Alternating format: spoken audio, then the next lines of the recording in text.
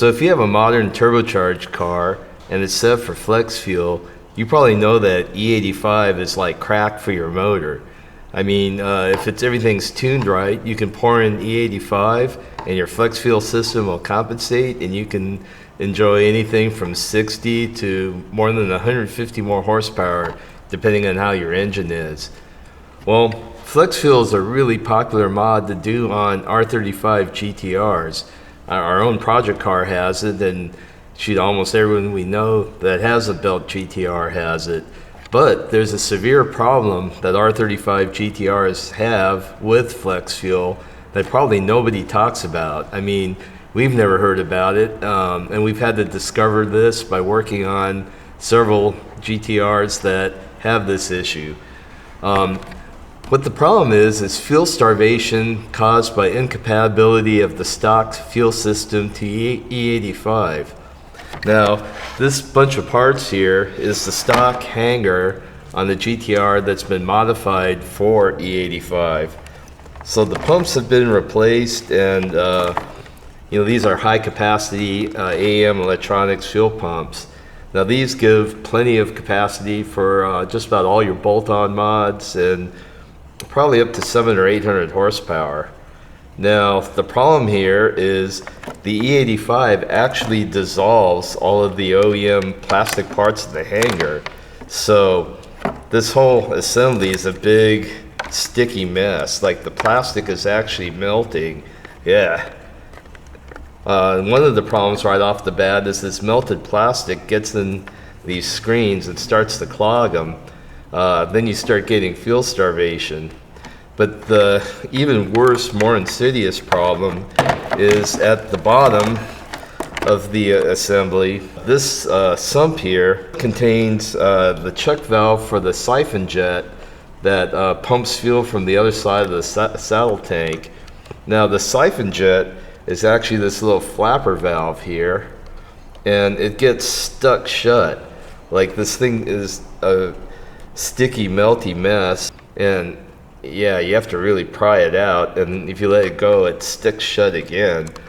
This way you can't receive fuel from the whole other side of the tank, and you can't get the fuel in the sump from the other side of the tank, and then the car starves for fuel. So if you have a GTR, you've converted to flex fuel, and when you drive on the track or something and you start getting fuel starvation right off the bat, or even like you just do a pass, you can get fuel starvation. This is what's going on. I mean, look at this.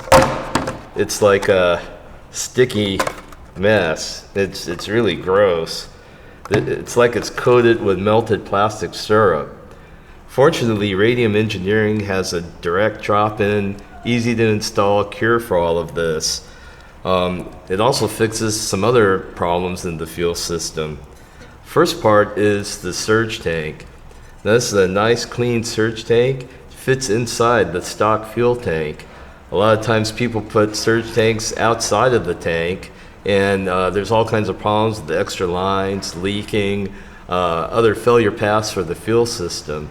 But with Radium, it's inside.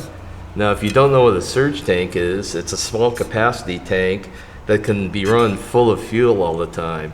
When it's full of fuel, no matter how many G's you pull braking, accelerating, or cornering, you're not going to have the fuel slosh away from the pickups, and you're not going to get starvation. So this guy sits inside of the tank.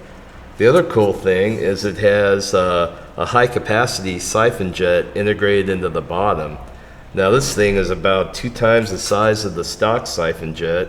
This thing sucks the fuel out of the other side of the saddle tank, and this thing could probably keep up with whatever fuel demands your engine could have. So you're always going to get the fuel out of the other side of the tank. The other thing is it has a check valve on the bottom. This is a one-way check valve. It lets fuel into the surge tank, but it doesn't let it out. So you have your surge tank being fed by your Siphon Jet, your return fuel from your fuel rail, and from this bottom check valve. So this sucker is always going to be full. The next cool thing is this hanger assembly. This guy can hold up to 3 fuel pumps, We're only going to run 2 because this is just a full bolt-on GTR, so we don't need tons and tons of fuel. But if you have a methanol GTR or a super belt one or a super belt one on methanol, you can put enough fuel pump to fuel it. You can see like the 2 barbs feeding the fuel pumps that goes into this distribution manifold on top of this hanger. And you can see that there's locations for up to 3 pumps here. This is nice, sanitary, and not going to turn into goo and ethanol.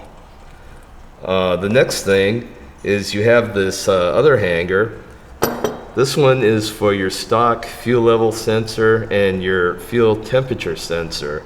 So you maintain all the functionality of your stock stuff, and you don't have any problems with that. The next thing is the top plate. The top plate replaces the stock top plate of your OEM gas tank. It totally matches the bolt pattern and everything. It's nice billet, so the O-ring on top of the tank is going to get a great seal. The other big advantage is it has these big AN or barb fittings on the top for your fuel to your fuel rail or your return line. The return line goes through this air separator and dumps right into the surge tank. So you can have AN fittings or an adapter to run the OEM hoses, either one. And these guys swivel around for mounting flexibility, and it's all sealed. The other cool thing is these electrical pass-throughs. There's pass-throughs for sensors and 3 fuel pumps.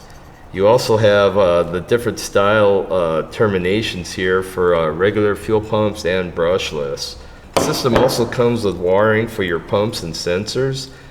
These are nice fuel-proof wires that aren't one bit sketchy, and they have the correct terminations, and they're all insulated. Goes to these nice stainless steel connectors, so you're not going to short out or have any problems with your wiring dissolving in E85 or other exotic fuels like methanol.